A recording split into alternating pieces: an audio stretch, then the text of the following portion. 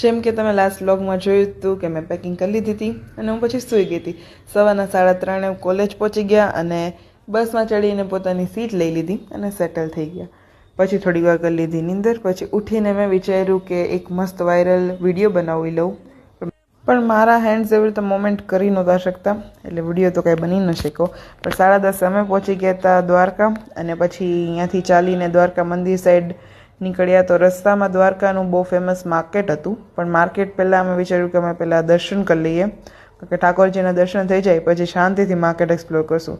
તો તમને જો દેખાય છે મંદિર, પણ અમે અહીંયા ફોન એલાઉડ નહોતો, એટલે અમારે ફોન સબમિટ કરી દેવો પડ્યો. પછી દર્શન કરીને પહોંચી ગયા માર્કેટમાં, અને માર્કેટમાં શું શું લીધું એ હું તમને આગલા બ્લોગમાં દેખાડીશ. તો મારી હારે આગલા બ્લોગમાં બની રહ્યો. Thank you, bye bye.